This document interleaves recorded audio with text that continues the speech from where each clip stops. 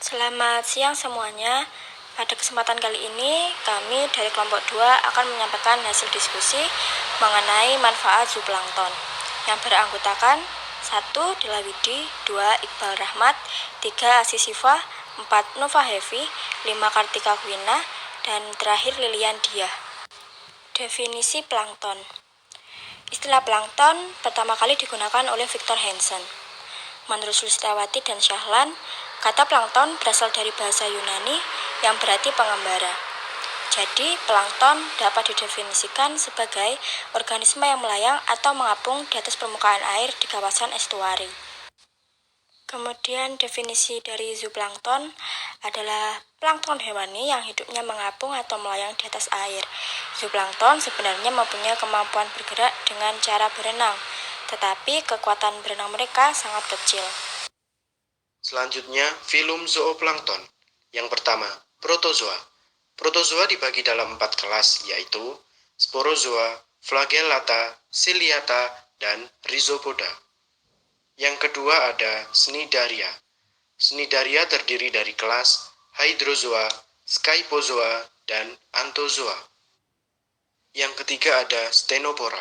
Filum Ctenopora yang secara taksonomi masih dekat dengan Cnidaria sebagian besar bersifat planktonik. Yang keempat ada Annelida.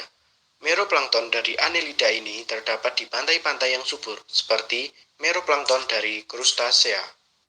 Yang kelima ada Anthropoda.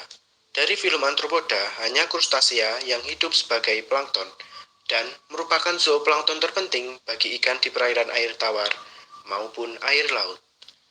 Yang keenam ada Molluska. Molluska terdiri dari kelas Gastropoda, Pelecypoda atau Bivalvea, dan Cephalopoda. Yang ketujuh ada Echinodermata. Genus-genus Echinodermata yang larva-larvanya merupakan meroplankton ialah Bipinaria, Brachiolarva, dan Auricularia. Yang kedelapan ada Chordata. Chordata termasuk dalam ordo Mammalia. Menurut evolusi, merupakan keturunan dari spesies-spesies yang hidup sebagai zooplankton dan bentuknya mirip dengan larva-larva Echinodermata. Famili, ordo, dan kelas. Yang pertama, filum Protozoa, kelas Masticopora atau Flagellata, subkelas Masticopora, ordo Diaponeca, monoziga, Stepnoeca. Yang kedua, filum Cnidaria, kelas Hydrozoa, ordo Leucartiara, Sarsia, dan Obelia. Yang ketiga, filum Ctenophora, kelas Tentaculata, ordo Glaubraricia, dan Velamen. Yang keempat, filum Annelida, kelas Polychaeta, ordo Aciopa, Lepidametria, Peuboeus, Sagittella, dan Tomopteris. Yang kelima, filum Anthropoda, kelas Branchiopoda, ordo Artemia salina, Lepicodaris, Rhiniis, dan Dapina pollex. Yang keenam, filum Mollusca, kelas Gastropoda, subkelas Prosobranchia, ordo Atlanta, Carinaria hydrobia, dan Jatina. Yang ketujuh, filum Echinodermata, kelas Holothuriid, ordo Endopniaster, dan Pelagutoria. Yang kedelapan, filum Chordata, kelas Appendiculata, ordo Fritillaria, dan Oikopleura. Ekologi zooplankton fisika. Yang pertama adalah suhu. Keadaan temperatur sangat berpengaruh terhadap lingkungan dan organisme yang hidup di dalamnya. Temperatur lingkungan yang terlampau tinggi akan menyebabkan kemampuan air mengikat oksigen menjadi menurun. Temperatur yang ideal di perairan yang subur di tempat yang beriklim tropis adalah berkisar antara 25 derajat sampai 32 derajat Celcius. Yang kedua, cahaya sampai 32 derajat Celcius. Yang kedua, cahaya. Sinar matahari merupakan faktor vital yang menentukan baik buruknya perairan. Sinar matahari mendukung pertumbuhan produsen yaitu fitoplankton dan tumbuhan air serta organisme yang bergantung pada kedua hal tersebut. Selanjutnya ada ekologi zooplankton kimia air. Yang pertama, oksigen terlarut atau dissolved oksigen.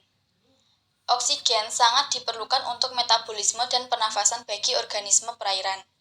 Kandungan oksigen terlarut 2 mg per liter dalam perairan sudah cukup untuk mendukung kehidupan biota akuatik, asalkan perairan tersebut tidak mengandung bahan-bahan yang bersifat racun. Kandungan atau DO optimum bagi kehidupan plankton yaitu lebih dari 6,5 mg per liter menurut Kristanto 2004. Yang kedua, unsur hara atau nutrien. Nitrat dan fosfat nitrat adalah bentuk utama dari nitrogen di perairan alami yang merupakan nutrien utama bagi pertumbuhan tanaman dan alga. Unsur karbon diperlukan untuk fotosintesis, unsur nitrogen diperlukan untuk pembentukan protein dan asam amino, sedangkan unsur fosfor diperlukan untuk pertumbuhan. Yang ketiga, derajat keasaman atau pH.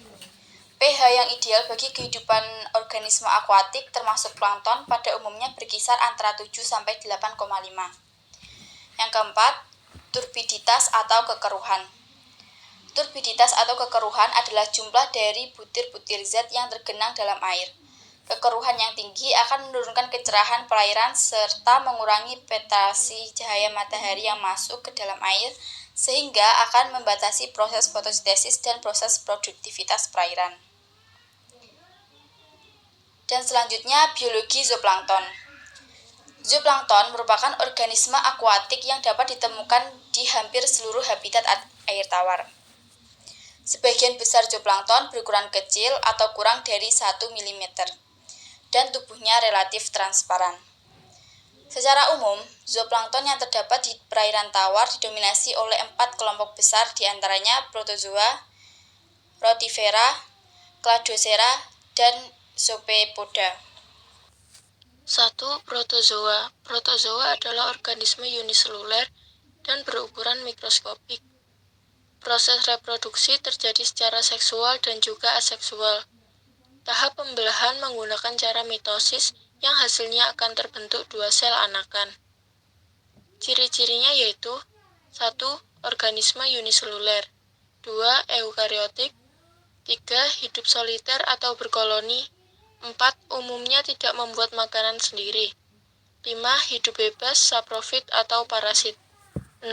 Dapat membentuk kista untuk bertahan hidup, 7. Alat gerak berupa pseudobia, silia atau flagella. 2. Rotifera. Rotifera adalah organisme akuatik yang berukuran kecil, bereproduksi dengan cara seksual, juga dengan cara aseksual. Secara aseksual yaitu dengan parthenogenesis yang menghasilkan telur tanpa melalui pembuahan. Ciri-cirinya 1. Rata-rata berukuran mikroskopik yaitu 50-500 mikron. Yang kedua, pada ujung arterior atau lobus terdapat sekelompok silia yang tersusun dalam 2 baris. 3.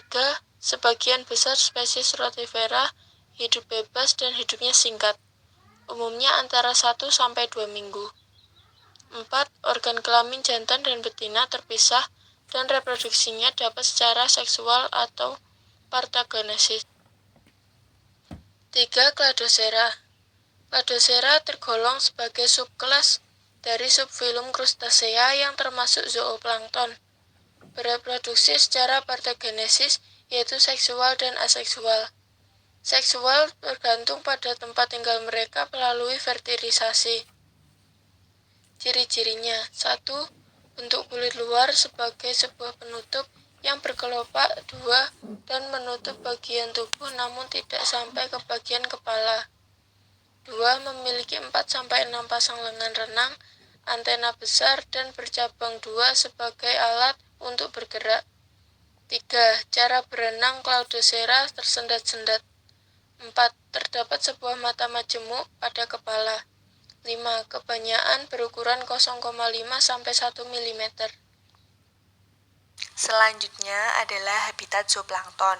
Zooplankton dapat ditemui mulai dari perairan pantai, perairan estuaria, muara sungai, danau, laut dalam, sampai di perairan samudra dari wilayah perairan tropis hingga subtropis. Zooplankton dapat ditemukan pada semua kedalaman air karena mereka memiliki kemampuan bergerak meskipun sangat lemah, sehingga dapat membantu zooplankton untuk bergerak naik turun dipengaruhi oleh arus air. Zooplankton secara keseluruhan tidak dapat melawan arus air. Dan yang terakhir ada manfaat zooplankton. Zooplankton memiliki peranan yang sangat penting di perairan, terutama dalam rantai makanan. Organisme ini merupakan konsumen pertama yang berperan besar dalam penjabaran transfer energi dari produsen primer atau fitoplankton ke jasad hidup yang berada pada tropik level lebih tinggi atau golongan ikan dan udang.